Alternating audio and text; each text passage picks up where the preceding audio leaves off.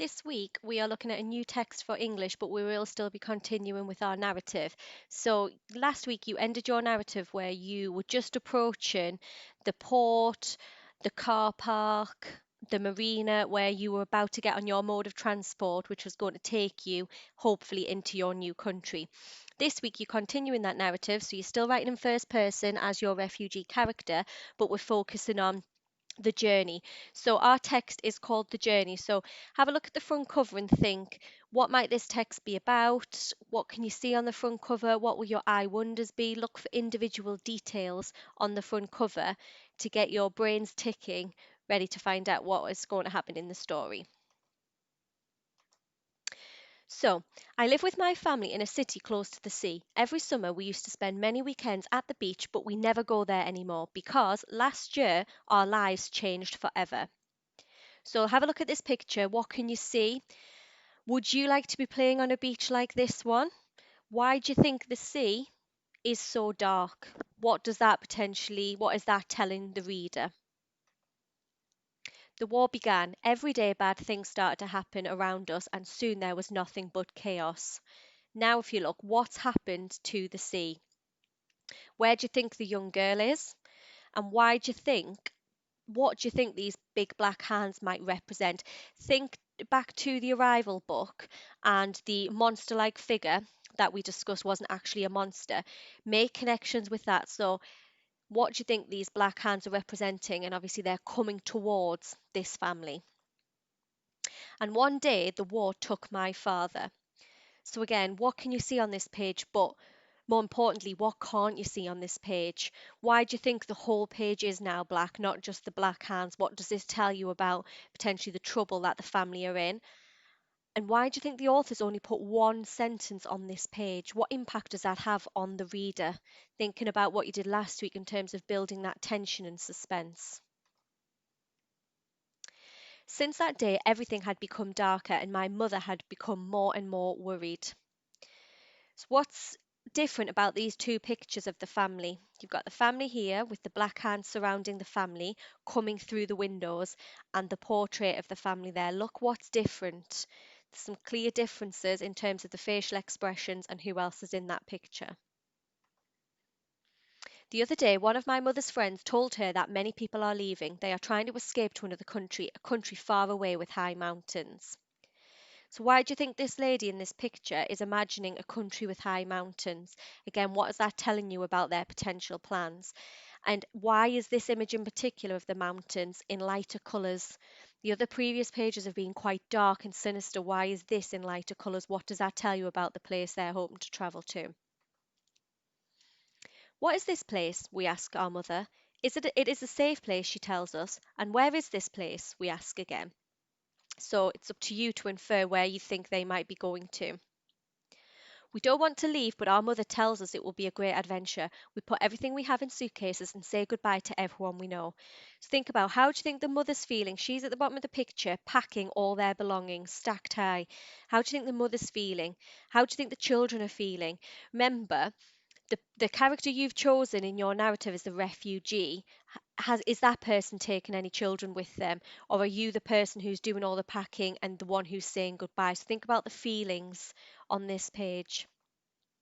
We leave at night to avoid being seen and keep moving for many days. Well, first question is, why do you think they're having to avoid being seen? Why do you think they were so desperate to leave at night? How does the left page and the right page differ? So look at specific parts of the picture. There's their luggage on top of this car. There's no luggage on top of this car. And who do you think the driver is on this picture? And why do you think the mother's not driving anymore? Because in this car, she was the one who was driving. Someone else is driving. And look, they're sat in the back. They don't look very comfortable. They're all squished in between different jars. So they clearly don't want to be seen. The further we go, the more we leave behind. So again, what's changed about their mode of transport? And then also, why do you think compared to the left to the right, the colours are now getting darker again? So in this one, the colours are all bright. They're still clearly hiding. They're not very visible. There's a different driver this time. So what does that tell you about their journey that they've been on? This one, mum is riding a bicycle, but it's still very dark. And look, all that luggage that they packed a few pages ago, look at what they're left with. We finally arrive at the border. It is an enormous wall and we must climb over it. So on this page, how do you feel about this place? They've obviously travelled far to get to this place. What are your initial thoughts? And they haven't even entered the country that they want to get into. And also, why do you think the family are drawn so small compared to the size of the border? Again, what does that tell you? Here's the family down here, and this is the size of the wall. What's the author trying to tell you about the challenges they're still going to be faced with? But oh no, you are not allowed to cross the border. Go back, shouts an angry guard. We have nowhere to go and we are very tired. So again, they've come all this way, they've got to the border, and then all of a sudden a guard is at the border and saying, no, you're not allowed to come here, you have to go away. Why do you think the author has drawn the guard so big in comparison to the family? Again, think about what that tells you about how powerful some of these people are when refugees are trying to cross the border. And also think, because we're not going to find the answer out just yet, why do you think the guard is saying they can't cross the border? Because are these just not an innocent family, a mum with her children who've been through a lot just trying to get to safety? Why is that guard not allowing them to cross?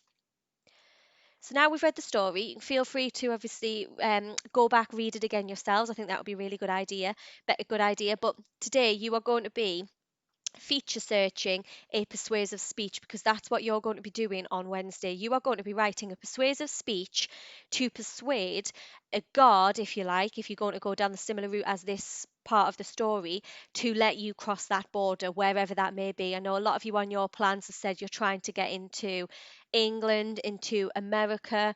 So you need to persuade somebody to let you cross. So I've got the waggle here, and this is going to be the format of your speech. I matter, my family matters, the people of this city matters, we all matter. The hundreds of people at this port, we matter. The 30,000 innocent citizens of this city, we matter. The millions of people throughout our city, we matter. The billions of people in every village, in every town, in every city across the world, each and every one of us, we all matter. If you do not help us, however, you are choosing to leave us in this war-torn country, leaving us to be scared, starved and suffering. We may not even be able to make it back to our home without a bomb tearing through the city and taking our lives. How would you feel if we were your family, your sister, your wife, your daughter? Do we not deserve a chance? Do we not deserve a better life, a better future? We have risked everything to be here today. We have made huge sacrifices to get here, to get to this port, to this border, to you. Our worldly goods were packed into these small suitcases. We are terrified of what we will face next, but we know that we need to be brave and try. It is not safe for us here. We have no future here. Help us. You will be our saviour. You will be our hero. You will be the man that changes a family's fate. Do you not want to be remembered for being brave and facing evil and adversity head on? You will forever be in our prayers if you do this one thing for a terrified and vulnerable family. We all matter. Please help us. So, as I've read that, you would obviously, I'm assuming you've all picked up on there's a lot of repetition, but it's a repetition for effect. Some powerful words pulling on the heartstrings there, and also sort of telling that person who you are persuading what they will be if they let you. So you're going to flatter them in a way in that last paragraph. So yours might not necessarily be at a port. It might not be a man. It might be a lady. It might be a group of people. You have to link it to the narrative that you started last week. So like I said, you are going to feature search. So up on Purple Mash, you've got the feature search grid.